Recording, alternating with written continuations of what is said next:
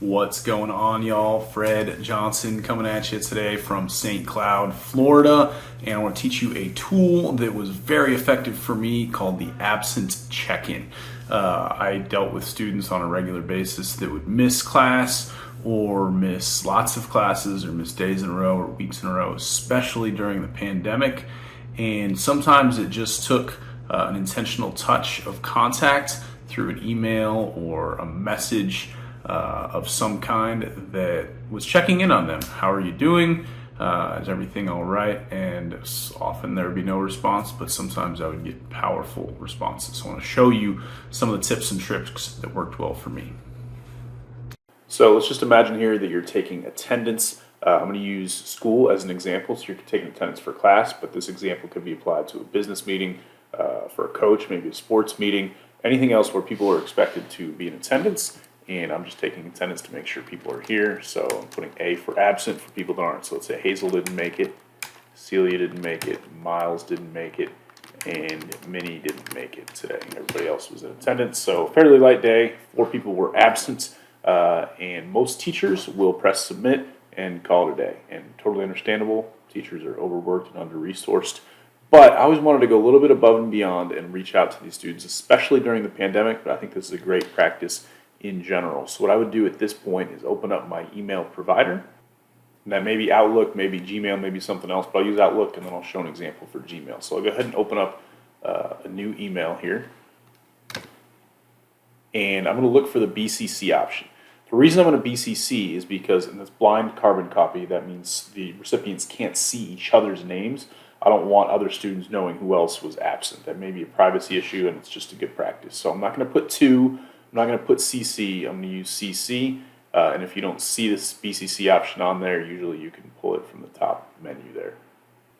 And then in that BCC option, I'm just going to start typing these students' names, and if I've ever sent them an email before, which I usually send emails to my students all the time, their names are just going to pop right up. So boom, I typed just the beginning of their names, and for a subject, I'm just going to put check-in.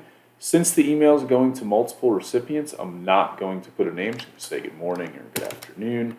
I noticed you were in class today or a meeting or whatever. Wanted to check in and make sure everything is all right. Boom. Maybe I'll ask for that in the form of a question, but that's it. Have a great day, Mr. Johnson. Boom. And I fire this off. And often I won't get a response from everybody, but often I will get a response from 1 or 2 just saying, hey, I'm at the hospital, doctor's appointment, something happened with my brother, sister, whatever. And this is really good information for me to have as an instructor. So what's this going to look like if I'm doing this in Gmail? Pretty much the same thing. So I've got a brand new Gmail set here. I'm going to go to BCC again and just type in those students' names.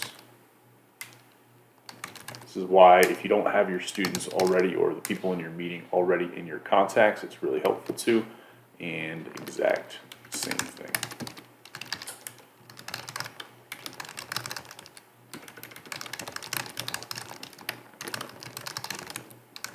Boom, and click send. Because it's a BCC, it goes individually to each recipient. They don't get a bulk email and they can respond individually to you. Again, you're not going to get everybody to respond. You may only get 10 or 20%, but this really enhances the relationships with those students. And I was absent one day and ended up having a student emailing me saying, hey, I just wanted to check in, make sure everything was all right. But I got some really good information, and it helped me to be able to follow up with students, say, hey, how did it go with the doctor? How did it go at the hospital? How's it going with your brother or sister? Or whatever it is that they were out for.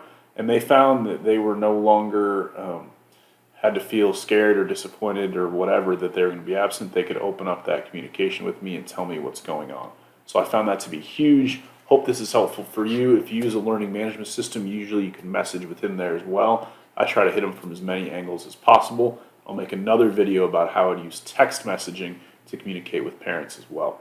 Hope this was helpful for you. If it was, please give it a like, comment, or subscribe, and have an awesome rest of your day.